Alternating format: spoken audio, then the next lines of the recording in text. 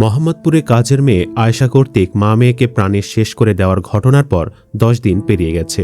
দীর্ঘ সময় ঘটনাটি সম্পর্কে চাঞ্চল্যকর সব তথ্য বেরিয়ে আসছে। জানা যাচ্ছে এই ঘটনা ঘটানোর পেছনে আসল কালপ্রিট নিহত লায়লা আফরোজের স্বামী এবং নবম শ্রেণীর ছাত্রী মেয়ে নাফিসা বিনতে আজিজের বাবা আজিজুল হক।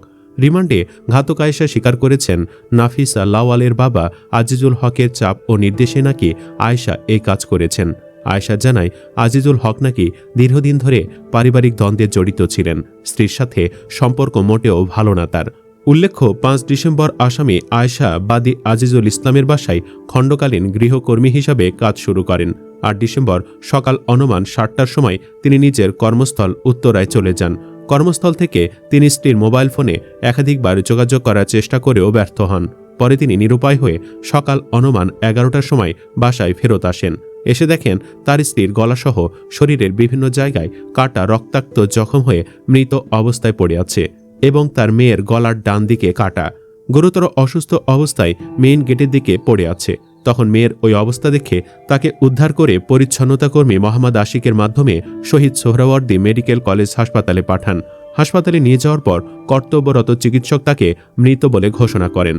এজাহারে তিনি আরও উল্লেখ করেন, বাদী আজিজুল বাসার সিসিটিভি ফুটেজ পর্যালোচনায় দেখতে পান আসামি গৃহকর্মী আয়েশা সকাল ৭টা৫১ কাজ করার জন্য বাসায় আসেন এবং সকাল ৯টা৩৫ সময় তার মেয়ের একটি মোবাইল, একটি ল্যাপটপ, স্বর্ণালংকার ও নগদ অর্থসহ অন্যান্য মূল্যবান সামগ্রী নিয়ে যান। সিসিটিভি ফুটেজ পর্যালোচনা করে বাদী নিশ্চিত হন যে অজ্ঞাত কারণে সকাল ৭টা৫১ থেকে ৯টা৩৫ মধ্যে যে কোনো সময় তার স্ত্রী ও মেয়েকে ছুরি অথবা অন্য কোনো ধারালো অস্ত্র দিয়ে গুরুতর জখম করে প্রাণে শেষ করা হয়েছে। অর্থাৎ আজিজুল হক দাবি করেছেন সামান্য কিছু জিনিস চুরির জন্যই দুজনকে প্রাণে শেষ করা হয়। এ বিষয়টি অনেকের কাছেই বোধগম্য হচ্ছিল না, কারণ একজন মানুষ কিভাবে সামান্য কয়েকটি জিনিস চুরিয়ে ধরায় দুজনকে মেরে দিতে পারে। এই ঘটনায় আজিজুল আরও ফেঁসে গেছেন আরেকটি কারণে, সেটি হচ্ছে আয়েশা কোনো সাধারণ মেয়ে নয়, সে একজন প্রশিক্ষিত কিলার। প্রশিক্ষিত না হয়ে কেউ কখনোই এত অল্প সময়ে একা দুজনকে শেষ করে দেওয়া সম্ভব নয়। যদিও অনেকেই আয়েশার এই দাবিকে ভ্রান্ত মনে করছে। কেউ কেউ বলছে আয়েশা ঘটনাটি ভিন্ন খাতে প্রবাহিত করতেই এই মিথ্যা নাটক সাজিয়েছে। বলে রাখা ভালো, রাজধানী মোহাম্মদপুরে মা ও মেয়েকে প্রাণে শেষ করার অভিযোগে করা মামলায় আসামি গৃহকর্মী আয়েশার স্বামী রাব্বি শিকদার দায় স্বীকার করে আদালতে জবানবন্দি দিয়েছেন। সোমবার ঢাকার মেট্রোপলিটন ম্যাজিস্ট্রেট রিপন হোসেনের আদালত তার জবানবন্দি রেকর্ড করে কারাগারে পাঠানোর আদেশ দেন। এদিন রিমান্ড শেষে তাকে আদালতে হাজির করা হয়। এরপর মামলার তদন্ত কর্মকর্তা ও মোহাম্মদপুর থানার উপপরিদর্শক শহীদুল ওসমান মাসুম তার জবানবন্দি রেকর্ড করার আবেদন করেন।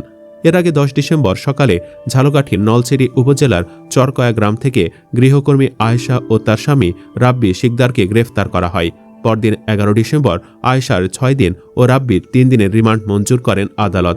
নিহত লায়লা ফিরোজের স্বামী আজম আজিজুল ইসলাম বাদী হয়ে গত ৮ ডিসেম্বর মোহাম্মদপুর থানায় মামলা করেন।